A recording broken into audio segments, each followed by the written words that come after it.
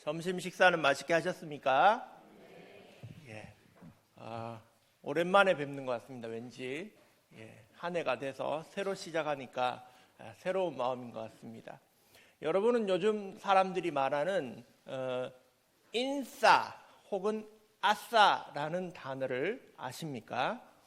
예, 아시는 분도 계신데 인싸는 콩글리시입니다. 인사이더라는 뜻인데 안에 있는 사람, 중심이 되는 사람, 뭔가 그렇게 잘 하는 그런 사람을 인싸라고 요즘 사람들은 말합니다. 반대되는 개념으로 아싸는 아웃사이더, 밖에를 도는 사람, 별로 인기 없는 사람, 그런 사람을 이야기합니다. 그런데 특이한 것은 요즘 젊은이들은 인터넷에 찾아보면 인싸가 되는 법, 어떻게 하면 인싸가 되느냐, 어떻게 하면 사람들에게 주목받고 중심이 되고 그렇게 하는가, 인싸가 되는 옷 입는 법, 인싸가 되는 음식, 핸드폰, 이런 것들이 등장한 것입니다. 여러분 생각하기엔 어떻습니까? 어떤 것을 하면 사람들에게 중심이 되고 인기 있고 그렇게 영향력 있는 사람이 될까요? 옛날이나 요즘이나 사람들의 관심은 똑같은 것 같습니다. 좋은 옷, 멋진 옷 입으면 인싸가 됩니다. 그리고 또 블로그나 SNS를 보면 나는 오늘 이 집에 이 음식을 먹었다, 사진을 찍어서 올리지 않습니까? 이런 음식을 같이 먹어줘야 인싸가 되는 것이죠. 그런데 오늘 성경에는 그런 옷을 입지 못하고 그런 음식을 먹지 못하고 오늘날 기준과는 완전히 반대되는 사람이 정말 성경의 인싸, 성경의 영향력 있는 사람으로 등장합니다. 그 사람이 바로 세례 요한입니다. 그렇다면 이 사람은 어떻게 사람들의 그 방법, 세상 사람들이 생각하는 그 방법이 아닌 다른 방법으로 영향력 있는 사람이 되었는가? 오늘 말씀을 따라서 함께 살펴보고자 합니다. 3장 1절을 보시죠. 3장 1절에 보면 그는 유대 광야에서 전파하였다라고 말씀하고 있습니다. 여러분 광야에 가보셨습니까? 저는 못 가봤습니다. 저는 아직 이스라엘이나 중동 땅은 못 가봤는데 자료 화면을 봤습니다. 자료 화면을 봤더니 이스라엘 자체가 황량한 땅이에요. 그냥 보통 도시도 그냥 사막 같은데 나무 몇 그루 조금 있는데 광야라고 하는 유대 광야, 이 특정 지역의 이름이거든요. 그 지역은 완전히 정말 사막 같습니다. 모래밖에 없고 나무도 없고 사람도 없고. 근데 그 모습이 아주 특이하게 이렇게 흙이 깎여 있어서 어떤 사람은 작은 그랜드 캐년이다, 그럴까지 말할 정도로 관광하러는 갈 만한 그런 곳이 유대 광야라는 것입니다. 심지어 비도 잘 오지도 않습니다. 1년에 100mm밖에 오지 않고 심지어 동쪽에 그곳에는 50mm밖에, 동쪽 유대 광야는 더 건조한 그런 땅이라고 합니다. 그런데 이러한 곳에 세례 요한은 가서 말씀을 전했다는 것입니다. 이상하지 않습니까? 왜 이러한 곳에 가서 말씀을 전했을까? 그래서 제가 이 말씀을 읽으며 한 두세 가지 질문을 해봤습니다. 첫 번째 질문은 그는 왜 광야로 갔을까라는 질문입니다. 세례 요한은 유대 광야에 도착해서 활동을 시작합니다. 그가 한 첫 번째 활동이 무엇입니까? 유대 광야에서 전파하였다라고 되어 있습니다. 즉 하나님의 말씀을 전하고 천국을, 하나님 나라를 전하기 시작한 것입니다. 그가 광야로 간 가장 중요한 이유는 바로 사명 때문이었습니다. 성경이 말하는 영향력 있는 사람은, 중요한 사람이 되는 방법은 좋은 옷을 입는 것도 아니고 멋있는 음식을 먹는 것도 아니라 바로 하나님 말씀 따라서 살아가는 사람, 그 사람이 영향력을 끼치는 사람이 된다는 것입니다. 할렐루야. 그가 입은 옷은 낙타 털옷입니다. 거칠고 그냥 투박한 옷을 입었다는 것입니다. 이것은 도시에 살고 있던 그 당시 제사장들이 입던 비단옷과 반대되는 개념입니다. 또 그가 먹은 것은 메뚜기의 석청이었습니다. 벌레 잡아먹었다는 얘기입니다. 그러니까 얼마나 먹을 게 없으면 벌레 잡아먹고 간혹 가다가 있는 석청, 꿀을 먹고 연명했다는 것입니다. 오늘날에는 석청이 구하기 힘든 자연식이고 좋은 음식이겠지만 이 말은 그가 먹을 것도 없는 곳에서 지냈다는 뜻입니다. 즉 입을 것도 없고 먹을 것도 없는 그곳에서, 심지어 사람도 없는 그곳에서 그는 살았습니다. 왜 그는 그곳에서 살았다고요? 사명 때문에.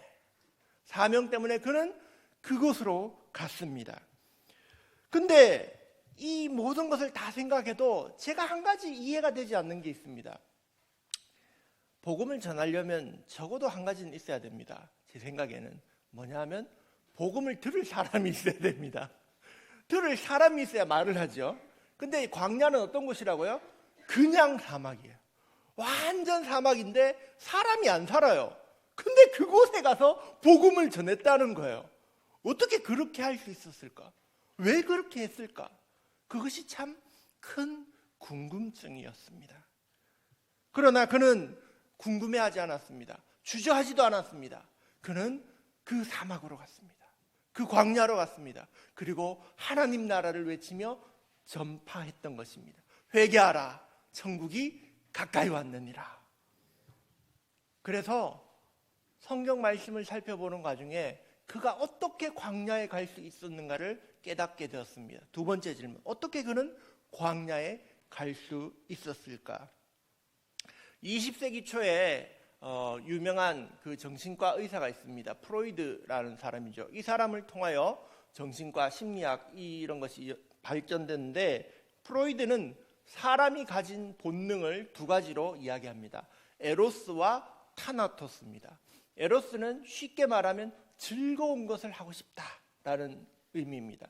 타나토스는 서면 앉고 싶고, 앉으면 눕고 싶고, 누우면 죽고 싶다. 죽음에 대한 욕구입니다. 즉 편안해지고 싶다는 욕구입니다. 즉 사람은 즐거운 것을 하고 싶어하고 또 편안해지고 싶은 것이 가장 기본적인 본능이란 것입니다. 이것을 가르쳐 주신 그 장신대 교수님이 이렇게 얘기하시더라고요. 광고를 다 봐라. 광고에 적힌 문구들이 이걸 해보십시오, 편안합니다. 이걸 해보십시오, 즐겁습니다. 이렇게 말한다는 것이죠. 그 인간의 가장 기본적인 것이 즐거운 것을 찾아, 편안한 것을 찾아가는 것입니다. 그러나 세례 요한은 그 반대로 갔던 것입니다. 오늘날에도 이런 사람들이 있습니다. 경남 거창에 가면 거창 고등학교가 있습니다. 근데 그 거창 고등학교에 3대째 교장을 하신 전영찬 선생님은 대학교에서 부총장을 하십시오라고 했는데 그것을 거절하고 시골의 한 작은 고등학교의 교장 선생님으로 가셨습니다. 그리고 그 아이들에게 무엇을 가르쳤냐 하면 직업 선택의 10계명이라는 것을 가르쳤습니다. 그 내용이 이렇습니다. 첫째, 월급이 적은 쪽을 택하라. 둘째, 내가 원하는 곳이 아니라 나를 필요로 하는 곳을 택하라. 셋째, 승진 기회가 거의 없는 곳을 택하라. 넷째, 모든 조건이 갖추어진 것을 피하고 처음부터 시작해야 될 황무지를 택하라. 다섯째, 앞을 다투어 모여드는 곳은 절대 가지 마라. 일곱째, 사회적 존경 같은 걸 바라볼 수 없는 곳으로 가라. 아홉째, 부모나 아내나 약혼자가 결사 반대하는 곳이면 틀림없다. 의심치 말고 가라. 직업 선택의 10계명입니다. 한마디로 좁은 문으로 가라는 것입니다. 아이들한테 이것을 가르치고 인성을 먼저 가르쳤더니 이 작은 시골의 고등학교가 그렇게 진학률이 높아져서 유명해졌다고 합니다. 어떻게 스스로 낮은 곳으로 갈 수 있을까요? 그것은 자기의 힘으로 되지 않습니다. 시선이 바뀌어야 됩니다. 가치관이 변화되어야 됩니다. 그러나 그것은 그냥 바뀌지 않습니다. 하나님의 눈으로 볼 때 갈 수 있는 것입니다. 그렇다면 어떻게 하나님의 시선을 가질 수 있을까요? 요한복음 3장에는 예수님이 니고데모에게 이렇게 말씀하셨습니다. 물과 성령으로 거듭나야 하나님 나라를 볼 수 있느니라. 여러분, 성령으로 거듭나야 하늘을 볼 수 있는 것입니다. 가치관이 바뀌는 것입니다. 내가 죽고 다시 태어나야 그렇게 하나님 말씀대로 살아가는 그러한 사람으로 변화되어지는 것입니다. 놀라운 기록이 누가복음 1장에 등장합니다. 누가복음 1장에 보면 세례 요한이 아직 뱃속에서 6개월 정도 되었을 때 세례 요한의 어머니와 예수님의 어머니가 예수님을 태중에 임신했을 때 만나게 되는 사건이 등장합니다. 그런데 그 사건에서 세례 요한이 예수님을 보고 뛰어놀았다.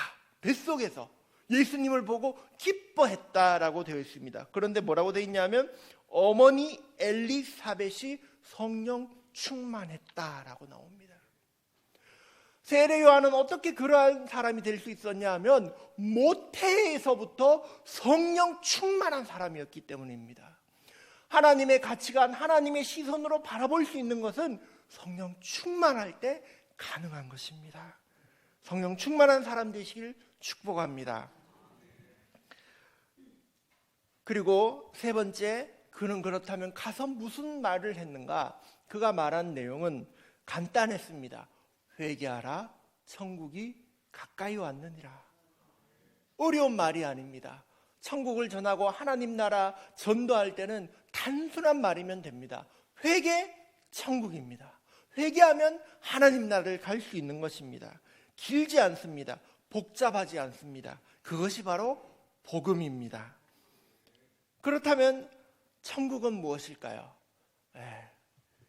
천국은 회개할 때 예수님을 내 마음에 모시는 것이 천국인 줄 믿습니다. 광야에서 외쳤다고 얘기 드렸죠. 제가 가장 궁금했던 게 그거였습니다. 사람도 없는 광야에서 왜 외쳤을까? 그런데 놀라운 결과가 펼쳐집니다. 5절 6절 말씀 보시죠. 이때에 예루살렘과, 수도 예루살렘입니다, 온 유대와 온 지방입니다, 요단강 사방에서 동쪽 남쪽 북쪽에서 다 그에게 나와 자기들의 죄를 자복하고 요단강에서 그에게 세례를 받더니, 사람도 없는 그곳에 하나님의 사명 들고 성령 충만해서 가서 전했더니 놀라운 결과가 일어난 것입니다. 저기 수도에 있던 사람들이 몰려와서 내가 회개하겠습니다, 내가 천국 믿겠습니다 라고 그렇게 복음을 듣게 된 것입니다. 여러분, 진리의 말씀이 있으면 그것은 산골짜기라 할지라도 영향력이 있는 것입니다. 선한 영향력이라는 말이 있고 영향력이라는 운동이 있습니다. 이게 뭐냐면 지난 7월 달에 진짜 파스타라는 파스타 가게 사장님이 SNS에 이런 글을 올리게 됩니다. 밥 한번 편하게 먹자. 결식 아동 꿈나무 카드라는 것이 있습니다. 밥을 잘 먹지 못하는 아이들에게 그렇게 나눠주는 거죠. 근데 그 아이들이 그 카드를 갖고 쉽게 밥을 잘 먹지 못합니다. 왜냐하면 부끄럽기 때문입니다. 그래서 사장님이 쓴 것입니다. 쭈삣쭈삣 하지 말고 와서 그냥 먹어라. 공짜로 줄게. 갈 땐 그냥 살짝 보여주기만 하면 된다. 그렇게 글을 올리신 겁니다. 그러자 사람들이 그 사장님의 그 모습을 보고, 야, 이 사장님 안 되겠네, 혼내드려야겠다면서, 내가 가서 많이 먹어서 혼내드려야겠다, 이렇게 하면서 사람들이 몰려가서 그곳을 방문했다는 것입니다. 그런데 더 놀라운 것은 이 사람의 이 행동이 운동이 되어서 많은 사람들이 이렇게 하기로 동참하기로 했다는 것입니다. 지난 7월에 대전 MBC 뉴스입니다. 한번 보시죠.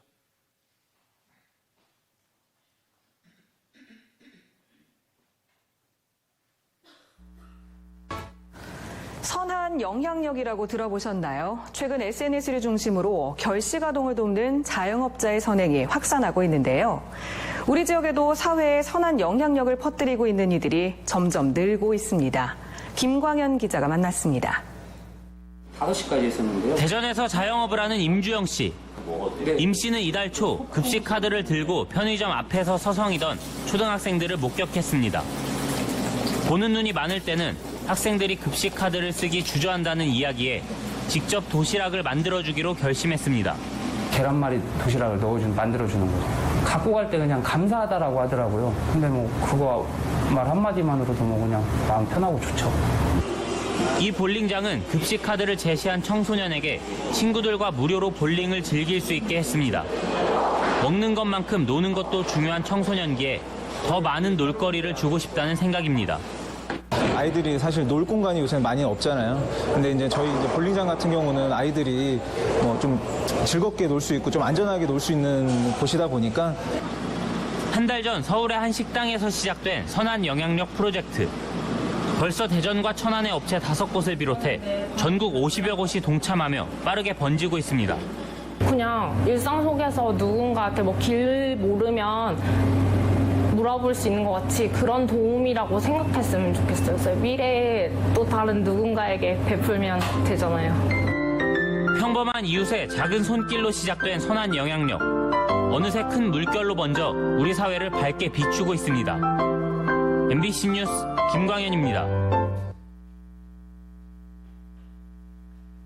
저 뉴스가 작년 7월의 뉴스입니다. 근데 작년이 아니라 최근에 뉴스를 보니 저 선한 영향력이란 운동에 전국적으로 300곳의 음식점과 업체들이 동참했다는 이야기를 듣게 되었습니다.